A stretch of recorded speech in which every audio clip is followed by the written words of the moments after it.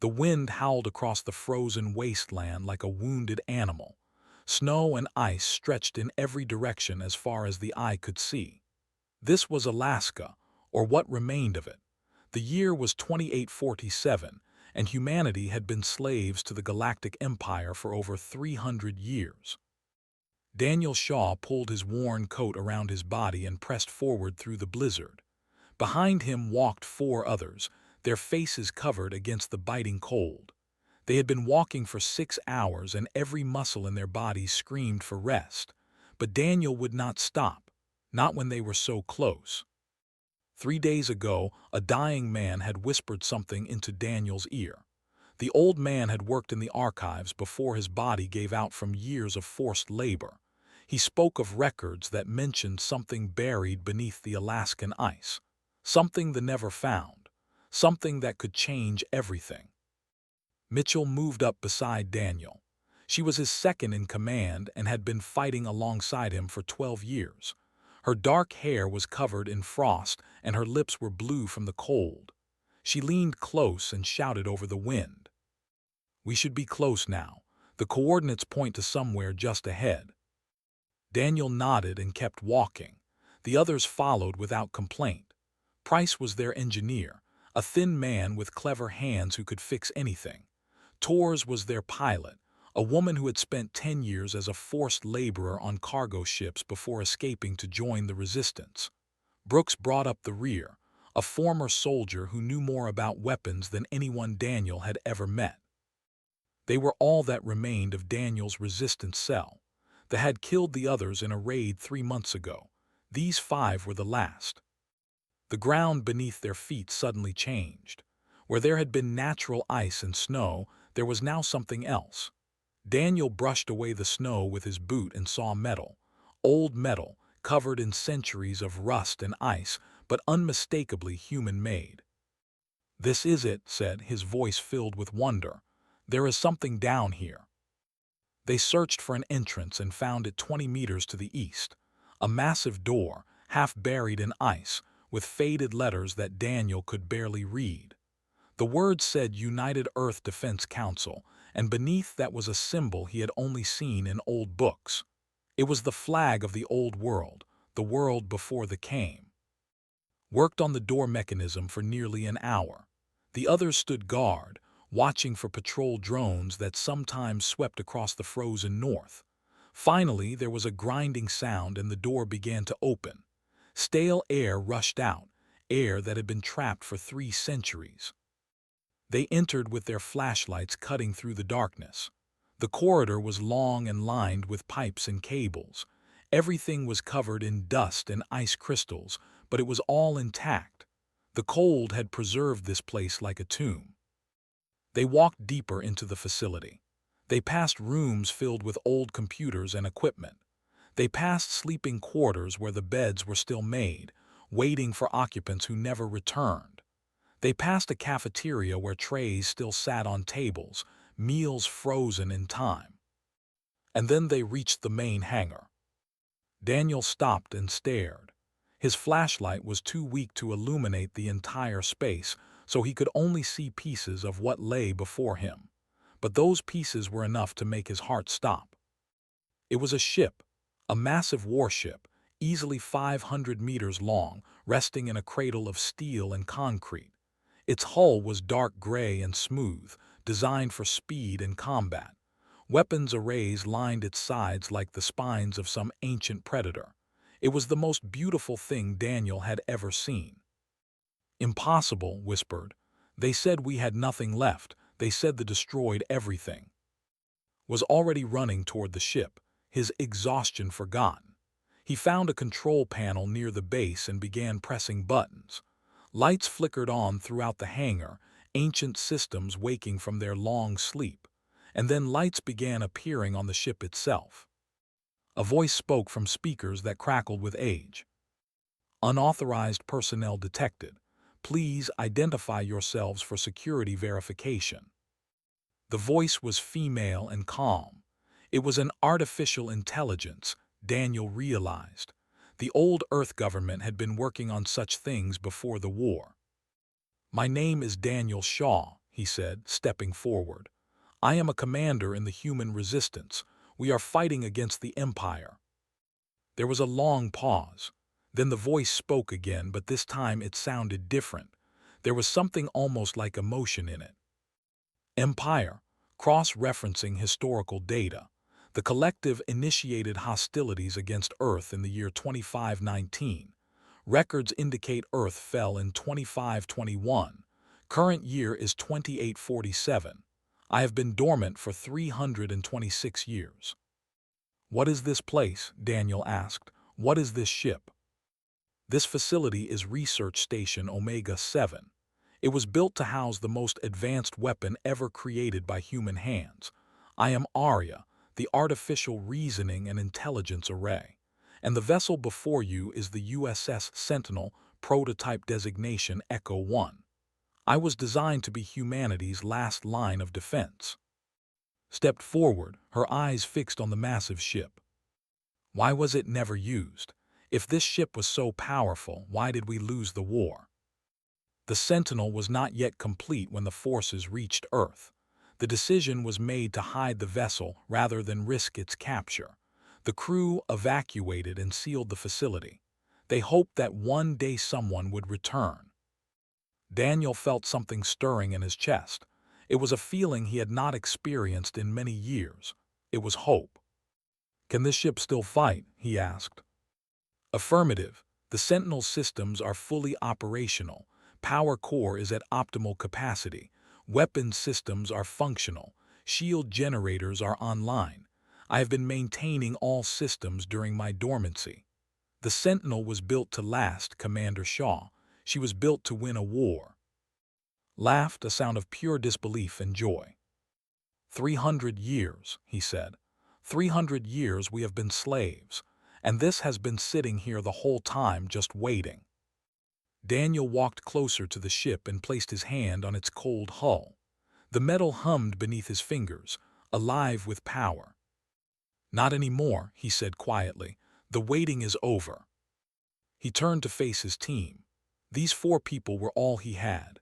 They were tired and hungry and hunted, but in their eyes he saw the same fire that burned in his own heart. "We are going to learn how to fly this ship," Daniel said. "We are going to take it into space, and we are going to remind the Empire why they should have made sure we were truly dead." Arya spoke again, and this time there was something almost like satisfaction in her voice. "I have been waiting 3 centuries for a crew, Commander. I believe you and your team will be more than adequate. Welcome aboard the Sentinel." The weeks that followed were the hardest of Daniel's life. Learning to operate a 300-year-old prototype warship was nothing like anything he had ever done before. The Resistance had taught him to fight in shadows, to ambush patrols, to disappear before the enemy could respond. But commanding a starship was an entirely different kind of war. Spent every waking hour studying the Sentinel systems. The technology was beyond anything he had ever seen. They used fusion reactors to power their vessels, but the Sentinel ran on something called a quantum core. Arya explained that it drew power from the very fabric of space itself. The energy output was nearly unlimited. "This is incredible," said one night as he sat in the engineering bay surrounded by holographic displays. "To think they are the most advanced species in the galaxy. They have no idea what humanity was building before they conquered us." The weapons systems were equally impressive. Studied them for days and grew more amazed with each discovery. The main cannons used focused graviton beams that could tear through any known material. The secondary batteries fired plasma charges that could overwhelm shield systems. And then there were the torpedoes. "These are not normal explosives," explained to the others. "They create miniature black holes on impact, temporary ones that collapse after a fraction of a second, but in that fraction of a second, they destroy everything within 100 meters." Spent her time reaching out to other resistance cells. The Sentinel's communication systems were advanced enough to send encrypted messages that they could not detect. Word began to spread across Earth and to the outer colonies where humans still struggled under the Empire's boot. Something had been found. something that could change everything. Worked with Arya to master the Sentinel's flight systems. She had piloted cargo ships, but they were slow and clumsy compared to the Sentinel. This ship moved like a living thing. It could accelerate faster than anything in the fleet. It could turn and maneuver in ways that seemed to defy physics. "The ship responds to thought," said with wonder in her voice. "Arya links directly to the pilot's neural patterns. I think about where I want to go and the ship just goes." Daniel watched his crew grow more confident each day. They were no longer frightened refugees hiding in the frozen wasteland. They were becoming something else. They were becoming warriors. Arya shared everything she knew about the old war that had arrived in Earth's solar system in 2519, claiming to be peaceful explorers. They had seemed friendly at first. They had offered technology and trade, but it was all a lie. They had no interest in friendship. They wanted resources and slaves. When humanity refused to submit, they attacked. Their fleet numbered in the thousands. Earth's small defense force was overwhelmed in weeks. The major cities were bombed from orbit. Billions died. Those who survived became property of the Empire. "The Sentinel was our response," Arya explained. "The greatest minds on Earth came together in secret to build something that could fight back. We studied captured technology and improved upon it. We created weapons they had never imagined, but we ran out of time." Daniel understood now why the old government had hidden the ship instead of trying to fight with it. An incomplete vessel with an untrained crew would have been destroyed, and they would have learned about the technology and made sure nothing like it could ever be built again. But now the Sentinel was complete. Now it had a crew, and now it was time to fight. The day came when declared all systems fully operational. The crew gathered on the bridge, a circular room at the heart of the ship where holographic displays showed everything happening around them. Daniel sat in the captain's chair and felt the weight of 3 centuries pressing down on him. "Arya," he said, "what are our chances against the forces stationed on Earth?" "The orbital garrison consists of approximately 40 patrol vessels," Arya replied. "Based on my analysis of their weapons and shields, the Sentinel could destroy the entire garrison with minimal difficulty. And if they call for reinforcements, that would depend on the size of the response. A small fleet would pose little threat. However, if the Empire committed significant resources, even the Sentinel could be overwhelmed through sheer numbers." Leaned forward in her seat. "So we hit hard and we hit fast. We destroy the garrison before they can call for help. We free Earth and then we prepare for whatever comes next." Shook his head. "They will not let this stand. Even if we free Earth, they will send everything they have to crush us." "Then we will face that when it comes," Daniel said. "For 300 years, humanity has lived on its knees. Our people have been beaten and starved and worked to death. They have forgotten what it means to be free. We are going to remind them." He looked around at his crew, 4 people against an empire that spanned 1,000 worlds. It was madness. It was suicide.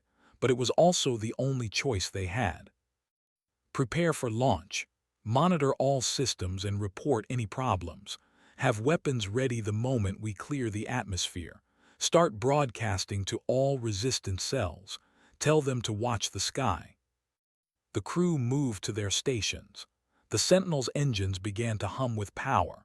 The ancient hangar doors, frozen shut for centuries, groaned and cracked as Arya forced them open. Sunlight streamed in for the first time in 300 years. "All systems are green," reported. "We are ready." Daniel took a deep breath. "Take us up. Let us show them that humanity is not dead." The Sentinel rose from its icy tomb like a phoenix from the ashes. The ground fell away beneath them. The sky turned from blue to black as they left the atmosphere behind. And then they were in space, surrounded by stars that humanity had once dreamed of exploring. Arya's voice filled the bridge. "Commander Shaw, I am detecting patrol vessels on an intercept course. 12 ships. They are demanding that we identify ourselves and surrender." Daniel smiled. It was not a kind smile. "Target all 12 vessels." "Already done, Commander." Daniel looked out at the approaching ships. They were sleek and deadly, the same design that had conquered Earth 3 centuries ago, the same design that had killed billions, the same design that had enslaved his ancestors. "Fire!" The Sentinel's weapons spoke for the first time in 300 years, and the Empire learned that some things should stay buried. The 12 cruisers approached in perfect formation. They moved with the confidence of predators who had never known defeat. Each ship was 200 meters long and carried enough firepower to reduce a city to ash. They had destroyed countless enemies across the galaxy. They expected this encounter to be no different. Commander watched from his command station on the orbital platform above Earth. He was the governor of this sector, and he found the whole situation tiresome. Some primitive human vessel had somehow escaped detection and reached orbit. It was an annoyance, nothing more. His patrol ships would destroy it in moments, and he could return to more important matters. "Sir," one of his officers called out, "the unknown vessel is not responding to our demands. They are powering weapons." Laughed. The idea of a human ship actually trying to fight was amusing. His ancestors had crushed humanity in weeks. These creatures were only good for manual labor. "Destroy them," he ordered, "and make it quick. I have a dinner to attend." The patrol ships opened fire. Plasma bolts and missiles streaked toward the strange vessel that had risen from the frozen planet below. It should have been over in seconds. It was not. The Sentinel's shields flared bright blue as the attack struck them. The energy dissipated harmlessly across the barrier. Not a single shot penetrated. Arya had already analyzed the weapons during the first volley and adjusted the shield frequency to render them nearly useless. "Shields at 98%, reported calmly. "Their weapons are barely scratching us." Daniel nodded. He had hoped for this but had not dared to believe it until now. The old Earth engineers had built something truly remarkable. "You may return fire." His fingers danced across his console. The Sentinel's main batteries came alive. 6 graviton beams lanced out across the void, each one striking a different target. Shields collapsed instantly. Hulls crumpled like paper. Reactors ruptured and exploded. In the span of 3 seconds, 6 cruisers ceased to exist. The remaining 6 ships broke formation. Their discipline shattered as fear replaced confidence. They had never encountered anything like this.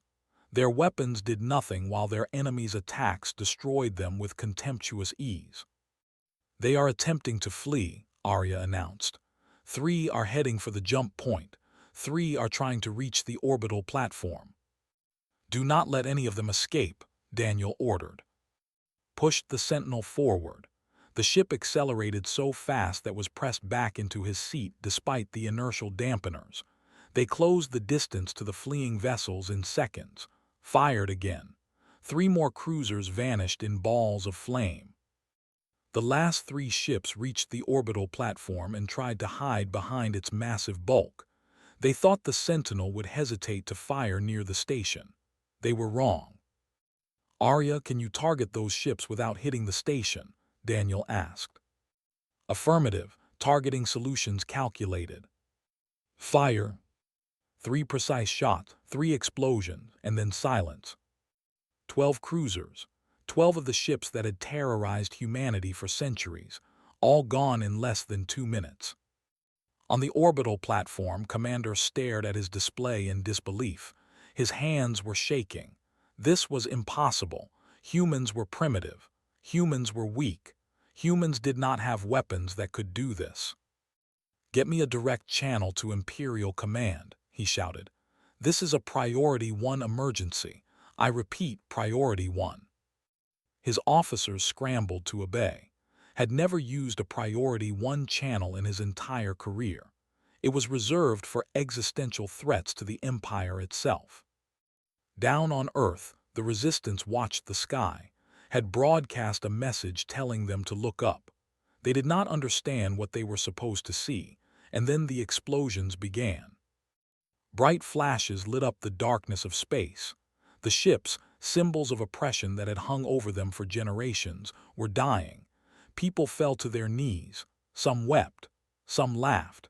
Some simply stared in wonder at something they had never dared to imagine. "What is happening?" a young woman asked her father. "What is destroying them?" The old man smiled through his tears. "We are," he said. "Humanity is finally fighting back." On the Sentinel's bridge, the crew sat in stunned silence. They had won. They had actually won. 12 warships destroyed without taking a single hit in return. "Status report," Daniel said, his voice steady despite his racing heart. "All systems nominal," replied. "The shields recharge to full capacity within seconds. Weapons are fully operational. We could do this again right now." Was monitoring communications. "The orbital platform is transmitting an emergency signal. They are calling for reinforcements from the Imperial fleet." "How long until reinforcements arrive?" Daniel asked. Arya responded. "Based on standard response protocols, we can expect a significant fleet presence within 72 hours. However, the nature of the distress call suggests they may expedite their response. I recommend we use this time to prepare." Daniel stood and walked to the main viewport. Earth hung below them, blue and green and beautiful despite everything that had done to it. His home, his people. 300 years of suffering were about to end. Broadcast on all channels. Let every human hear this message. Opened the channel and nodded. "People of Earth," Daniel said, "this is Commander Daniel Shaw of the USS Sentinel. Today, for the first time in 3 centuries, blood has been spilled above our world. 12 of their warships have been destroyed. Their garrison is crippled. Their commander is afraid." He paused, letting his words sink in across the planet. "The thought they broke us. They thought we had forgotten how to fight. They were wrong. We found something they missed. A weapon from our ancestors. A ship built for one purpose, to remind the galaxy that humanity will never surrender." Down below, billions of people listened. Slaves in mines stopped their work. Servants in households looked up. Children who had never known anything but oppression heard something new in a stranger's voice. They heard hope. "The Empire will send more ships," Daniel continued. "They will come with all their fury, but we will be ready. And we will not be alone. This is the beginning, not the end. Stand ready. Prepare to fight. The liberation of humanity starts today." He cut the transmission and turned to his crew. 72 hours, he said. "Let us make sure we are ready for whatever they send." Smiled grimly. "After what we just did, I almost feel sorry for them." Almost. The message reached the Imperial throne world in hours. Emperor read it 3 times before he believed what he was seeing. 12 cruisers destroyed by a single human vessel. It was absurd. It was impossible. And yet the evidence was undeniable. Had ruled the Empire for 200 years. He had conquered dozens of species and brought 1,000 worlds under his control. He remembered the conquest of Earth. The humans had fought bravely, but they were hopelessly outmatched. They had been broken quickly and efficiently. They were useful as workers but posed no threat. Now something had changed. "Summon my war council," ordered, "and prepare the 7th Armada." Within days, the largest military force assembled in a century began its journey toward Earth. 500 warships of every class and configuration. Battle cruisers and destroyers and heavy carriers, and at the center of the formation, 3 planet-killer dreadnoughts. Each one was 5 kilometers long and carried enough firepower to crack a world in half. Admiral commanded the Armada from the flagship, the Eternal Dominion. He was the most decorated officer in Imperial history and had never lost a battle. He considered this mission an insult to his talents. Using the 7th Armada to destroy one ship was like using a hammer to swat a fly. "We will be at Earth in 4 days," he told his officers. "I want the human vessel destroyed within hours of our arrival. Then we will punish their world for this act of rebellion. Every 10th human will be executed. The rest will learn what happens to those who defy the Empire." His officers nodded in agreement. They had performed such punishments before. It was routine. Far away, Daniel and his crew knew the Armada was coming. Arya had intercepted the Imperial communications and calculated the size of the response. 500 ships. The number was almost too large to comprehend. "We cannot fight that many," said, his voice hollow. "Even with the Sentinel, we cannot win against 500 warships." "No," Daniel agreed. "We cannot fight them head-on, so we will not." He pulled up a holographic display of the solar system. His finger traced a path from Earth to the outer planets. "Arya, how would you assess the Armada's maneuverability?" "Fleet doctrine emphasizes overwhelming force rather than tactical flexibility. Their formations are rigid, and their individual ship captains have limited autonomy.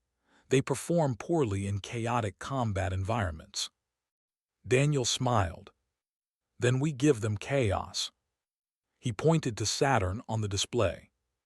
The rings, billions of ice particles ranging from specks to boulders the size of mountains. They will have to slow down and navigate carefully. We will not. Can you fly through that?" Studied the display for a long moment. "It will not be easy. One wrong move and we get torn apart." "Can you do it?" She met his eyes. "Yes." Was coordinating with resistance cells across Earth and the colonies. Fighters were gathering. Old ships were being repaired. Weapons were being distributed. It was not much, but it was something. "The people are ready to fight," she reported. "They know the Armada is coming. They know they might die. They do not care. For the first time in 300 years they have hope. That is worth more than any weapon." Spent the next days calibrating the Sentinel's weapons for maximum efficiency. Every shot would have to count.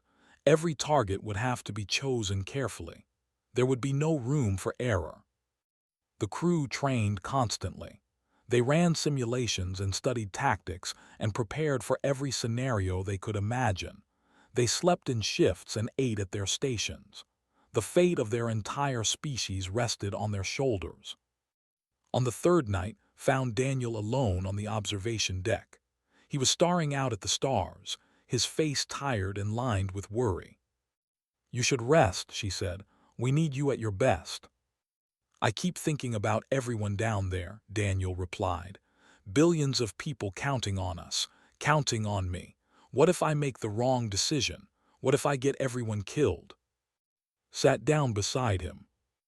"Before I escaped from I was a slave on a cargo ship. They worked us until we collapsed. They beat us when we fell behind. They killed us when we became too weak to be useful. I watched my mother die in the cargo hold of a vessel. She had worked herself to death carrying ore." She paused, her eyes distant with memory. "When I got away, I joined the resistance. I thought maybe I could hurt them somehow, pay them back for what they did, but it never seemed like enough. No matter how many supplies we stole or how many patrols we ambushed, nothing changed. The Empire was too big, too powerful. I thought we would fight and die and be forgotten." She turned to face Daniel. "Then you found the Sentinel, and suddenly everything was different. You gave us a chance, Daniel, a real chance. Whatever happens in the next few days, you have already done more than anyone else in 300 years." Daniel was silent for a long moment. "I am not a hero," he said finally. "I am just a man who found a ship." "Heroes never think they are heroes. That is what makes them heroes." The next morning, Arya announced that the Armada had entered the solar system. 500 warships moving in perfect formation, their weapons armed and ready. They would reach Earth in 12 hours. Daniel gathered his crew on the bridge. "This is it," he said. "Everything we have worked for comes down to the next few hours. The odds are against us.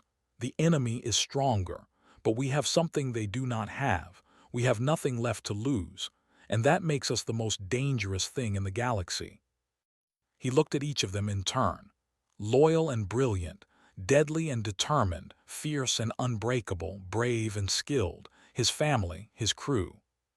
"Take us to Saturn," he ordered. "Let them follow, and when they enter those rings, we will show them what humanity can do."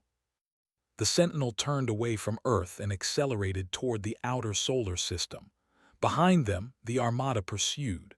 Admiral smiled as he watched the human vessel flee. He thought they were running from him. He was wrong. They were leading him to his death. Saturn hung in the void like a jewel wrapped in ribbons of ice and dust. Its rings stretched across millions of kilometers, glittering in the distant light of the sun. It was beautiful. It was deadly, and it would become a graveyard. The Sentinel entered the rings first, diving into the chaos of spinning debris with practiced precision. Hands moved across the controls with supernatural calm. The ship twisted and rolled, dodging boulders and threading through gaps that seemed impossible. Behind her, the crew watched through the viewports as chunks of ice the size of buildings tumbled past. "They are following us in," Arya reported. "All 500 vessels." Admiral had ordered his armada into the rings without hesitation. He would not let a single human ship escape. His pride would not allow it.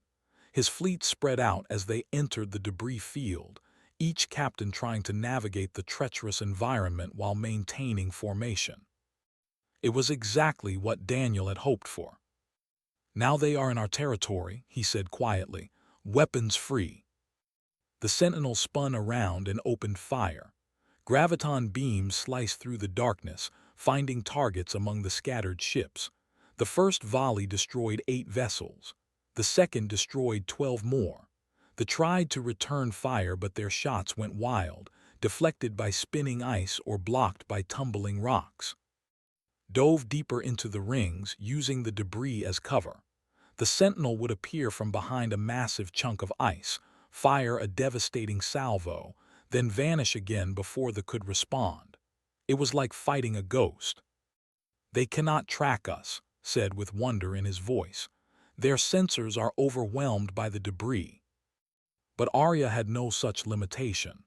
The ancient AI could see everything, processing millions of data points each second. She tracked every ship, every piece of debris, every possible attack angle. She fed targeting solutions to faster than he could fire. The battle became a slaughter. Ships died by the dozens. Some were destroyed by the Sentinel's weapons. Others collided with debris while trying to maneuver. Still others crashed into each other as their rigid formations fell apart. The rings of Saturn filled with explosions and wreckage. Admiral watched in horror as his armada crumbled.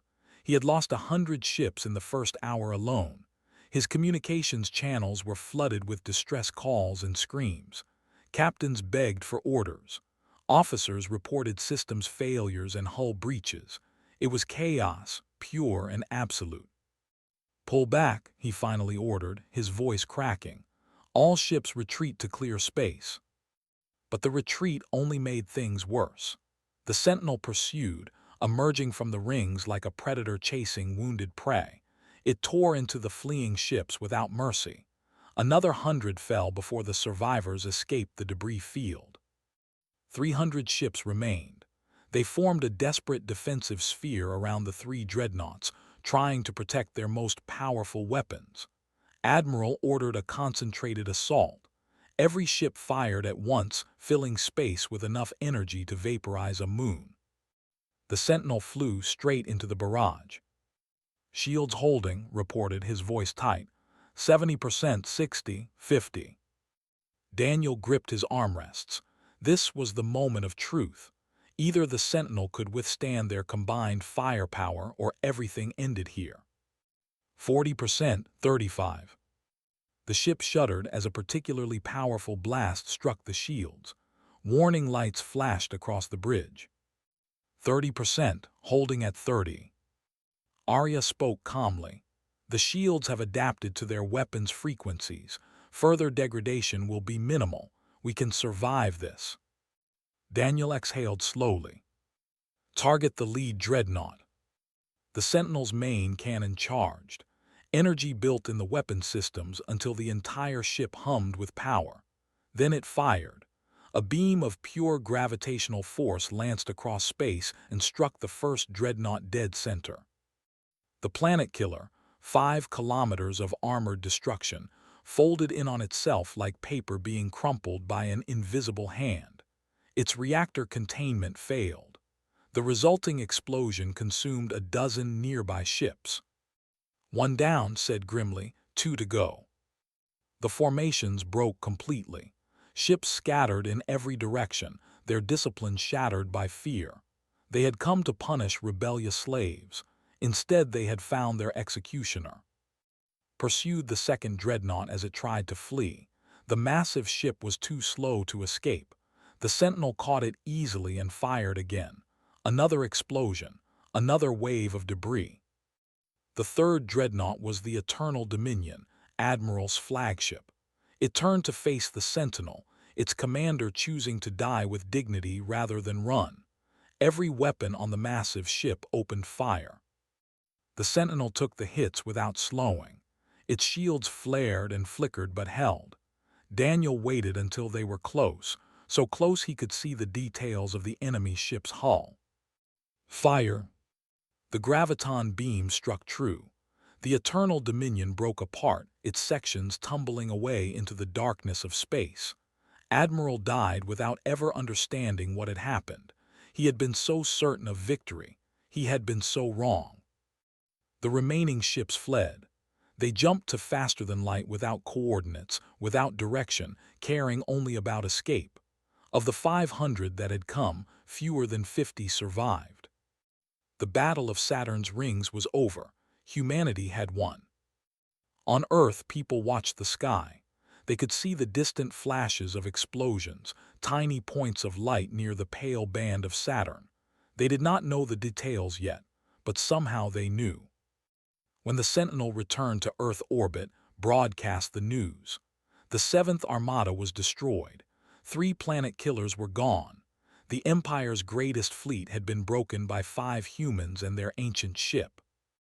People celebrated in the streets. They wept and laughed and embraced strangers. They tore down flags and destroyed statues of the Emperor. For the first time in 300 years, they were not afraid. Daniel stood on the bridge of the Sentinel, exhausted but triumphant. His crew slumped in their chairs, drained by hours of combat. They had done the impossible. "Arya," Daniel said quietly, "send a message to the Empire. Tell them what happened here. Tell them that Earth is free. And tell them that if they ever come back, they will face the same fate."